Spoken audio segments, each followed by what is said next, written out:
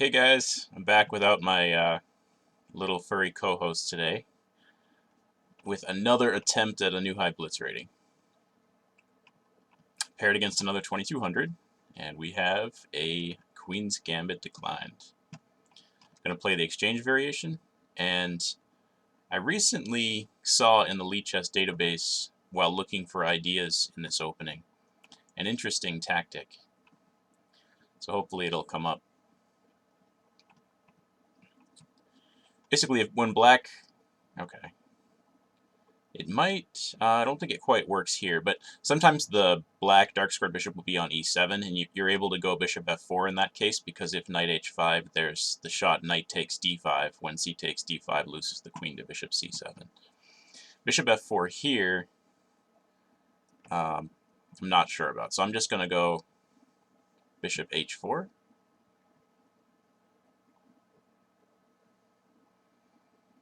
And if he plays g5 before I have castled kingside, and intends to castle kingside himself, that'll be kind of dangerous for his king. At least I hope.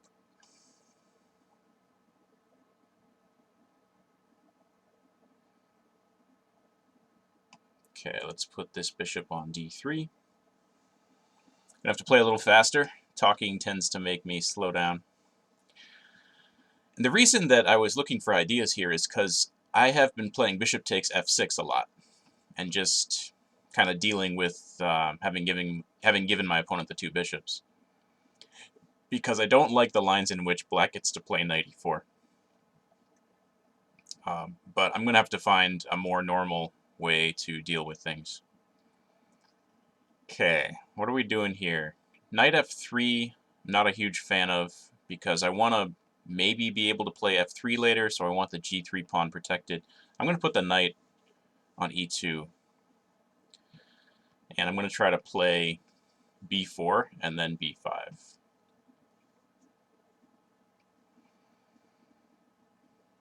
Okay, let's go rook b1 and say to black, I want to know where your king is going, because that's at least slightly more important than where my king is going.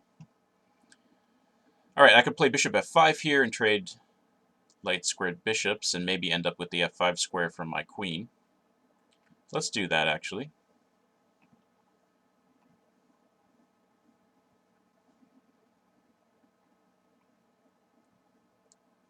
Yeah, it looks like he may go queenside,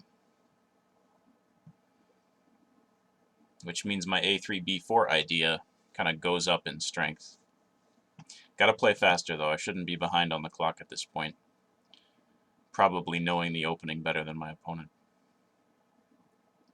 Okay, so I could take on e4, and with or without a queen trade, play knight c3. Then he'll play f5. I don't know who that favors, but let's try it. Ooh, I also have a fork here in queen f6. Oh, but he's hitting my rook on b1. Sadly. Okay, now we're going to go b4, I think, so that I can play b5 if I want to.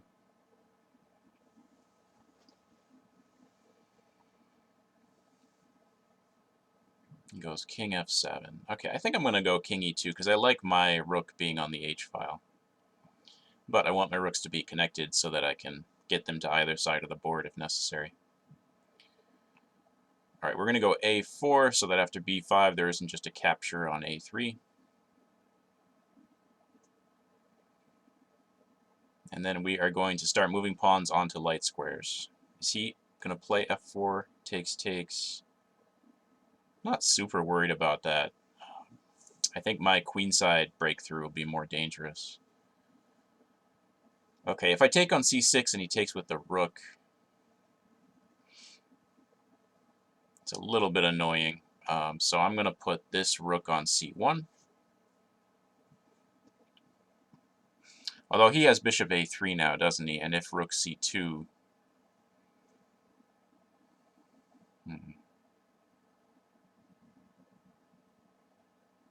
Wonder about d5.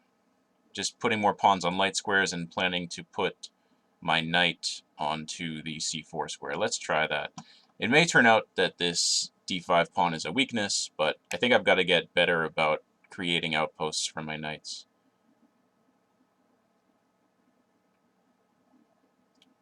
You know what? It's hard to...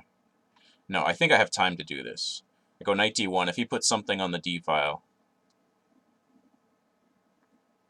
I go knight b2, and when he moves his dark squared bishop, I have time for rook d1. Oh, but he's going to trade. Yeah. Shoot. Alright, this looks decent for black now.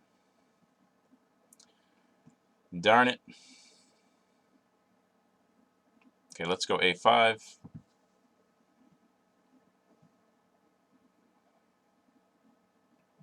And then... I don't think we want to take there yet. Let's just defend the pawn.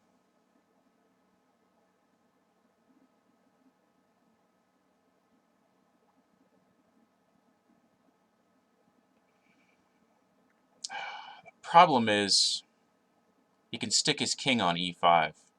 But hopefully, I want to play a6, and hopefully when he brings his king over, f4 will be reasonable for me. So like king f6, f4. Just saying, I don't want you to touch my d-pawn.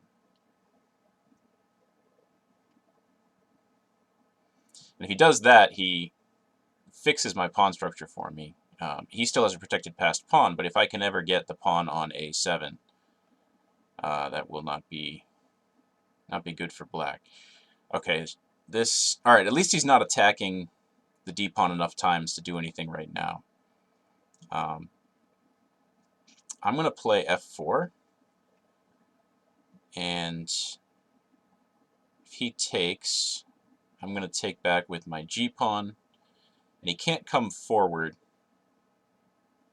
because that would cost him material after rook c1, intending rook c4. Got to play much faster here, though. Okay, let's go rook h1, and king f3. Now I want to play e4, but I can't yet. Oh, I had rook g2 maybe. Let's see where his king goes.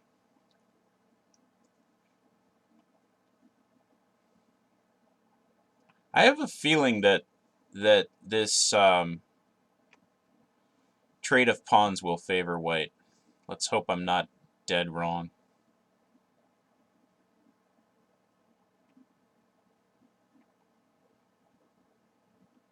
Because I want to go grab his a7 pawn and then promote my pawn, hopefully, and win the game.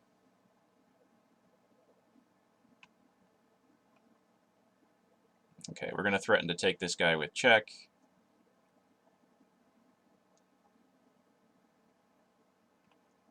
And we're going to try to take his c-pawn. And then play a7. Does this work for me? I have no idea. Rook b8. Did he blunder? Kind of looks like he blundered.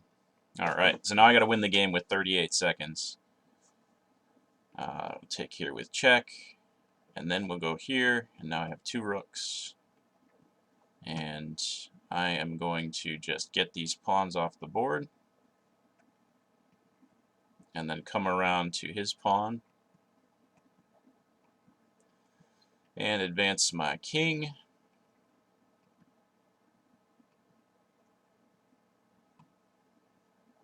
Alright, and 2257 is a new high blitz rating.